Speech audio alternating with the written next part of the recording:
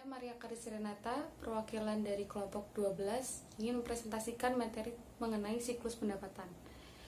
Pada slide yang pertama, di sini saya menggambarkan suatu siklus pendapatan, di mana siklus pendapatan itu sendiri merupakan serangkaian kegiatan berulang dan pemrosesan informasi terkait penyediaan barang dan jasa kepada pelanggan dengan uang tunai sebagai pembayaran dari transaksi tersebut.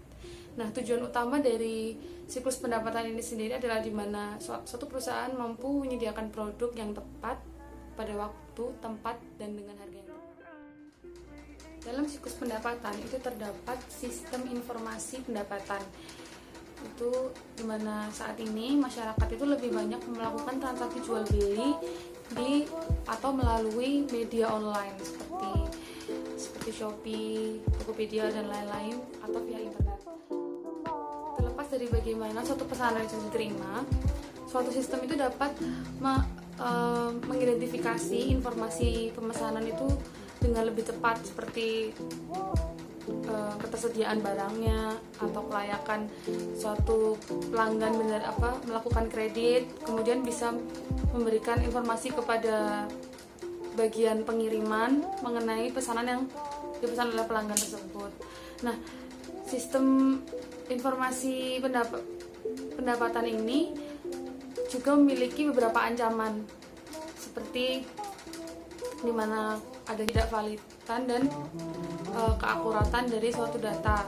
Nah, ini bisa ditangani dengan proses verifikasi baik kepada pelanggan itu sendiri maupun dari sistemnya sendiri. Kemudian ancaman yang kedua itu kebutuhan atau pelanggan dan harga pokok penjualan dari produk yang dijual oleh perusahaan itu. Nah, hal ini bisa ditanggulangi dengan konfigurasi sistem dan kontrol akses yang kuat. Jadi yang bisa melihat itu cuma orang-orang tertentu aja. Terus untuk ancaman yang berikutnya itu hilangnya data dan rusaknya data. Nah, hal ini bisa ditanggulangi dengan pencadangan dan pemulihan data itu sendiri. Dalam siklus pendapatan itu sendiri diawali dengan entry pesanan penjualan, di mana di dalamnya juga terdapat 4 langkah. Langkah yang pertama adalah mengambil pesanan pelanggan. Nah, mengambil pesanan pelanggan ini biasanya dilakukan secara manual, namun kini banyak perusahaan yang sudah menggunakan teknologinya untuk mengambil pesanan pelanggan secara otomatis atau berbasis komputer. Nah, pesanan penjualan ini biasanya menggunakan form elektronik yang ditampilkan pada layar monitor komputer. Kemudian dalam prosesnya mengambil pesanan pelanggan yang mulai secara otomatis ini juga memiliki ancaman seperti ketidakakuratan dan hilangnya data tersebut. Nah, ini berdampak pada kepercayaan pelanggan, di mana suatu perusahaan untuk memastikannya harus memanggil kembali pelanggan dan melakukan verifikasi data kembali. Ini nggak cuma bikin inefisiensi aja, tetapi juga berpengaruh sama pemesanan pelanggan di masa kedepannya. Nah, hal ini bisa ditanggulangi dengan memastikan bahwa data yang dimasukkan itu udah lengkap dan sudah mencakup semua informasinya, serta adanya backup data. Langkah yang kedua adalah penjualan kredit, di mana sebagian besar penjualan dari bisnis ke bisnis itu dilakukan secara kredit. Nah, hal ini dapat menimbulkan ancaman, yakni kemungkinan suatu perusahaan itu mampu melunasi kredit pembeliannya. Ini dapat ditangani dengan otorisasi yang tepat untuk setiap penjualan kredit yang terjadi. Kemudian pada langkah yang ketiga itu pemeriksaan ketersediaan inventaris. Hal ini menjadi penting ya, karena setelah perusahaan menerima pesanan penjualannya, perusahaan harus memeriksa apakah kesediaan barang itu sendiri itu ada atau enggak. Nah, ancamannya ketika sediaan itu enggak ada atau tidak bisa memenuhi permintaan pelanggan, karena itu bisa berdampaknya bisa berkepanjangan juga kan. Iya, kalau pelanggannya mau nungguin perusahaannya restock.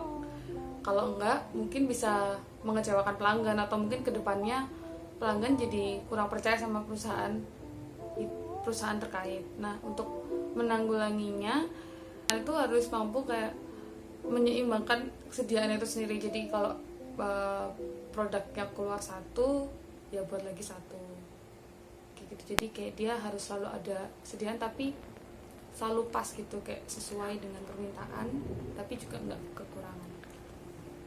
Tahap yang keempat adalah respon terhadap permintaan pelanggan. Nah, ini tuh juga penting. Jadi ini lebih ke dengerin review pelanggannya.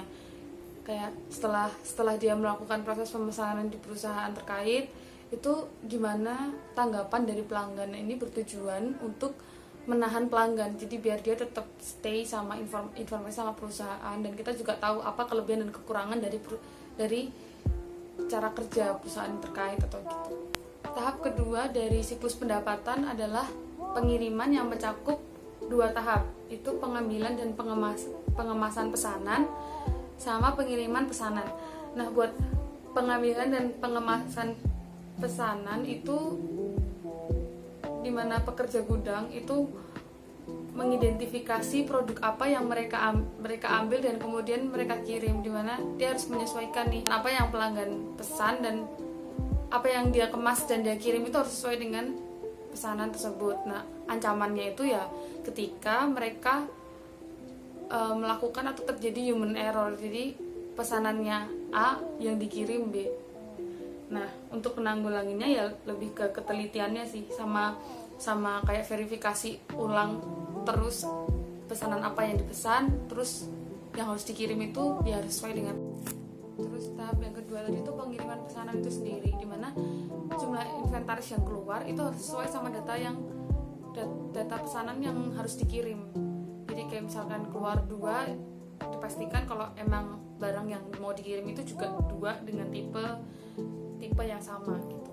Nah, ancamannya itu sendiri adalah adanya fraud, kecurangan, atau kesalahan datanya. Penanggulangannya harus dipastikan, lagi-lagi harus dipastikan berapa yang keluar, berapa yang di dalam masih sediaannya kayak gitu. Nah, tahapan berikutnya dari siklus pendapatan itu sendiri itu penagihan. Jadi setelah entry pesanan penjualan, pengiriman, tentu saja perusahaan harus melakukan penagihan terhadap kredit yang telah dilakukan oleh kliennya. Nah, untuk penagihannya ini sendiri itu ada 2 tahap, yaitu memberikan faktur dan memperbarui piutang. Nah, untuk pemberian faktur ini tuh merupakan proses yang memberikan informasi kepada pihak terkait mengenai dari entry penjualan sampai ke pengirimannya. Nah, di dalam faktur penjualan ini sendiri itu mencakup informasi mengenai berapa jumlah yang harus mereka bayar dan kemana pelanggan mengirimkan pembayaran tersebut. Nah, ancaman yang mungkin terjadi itu adalah gagalnya proses penagihan kepada pelanggan dan hilangnya data penjualan. Hal ini bisa ditangani dari pihak manajemennya yang harus secara teratur mereview laporan tersebut dan melakukan koreksi sebelum fakturnya akhirnya dikirimkan.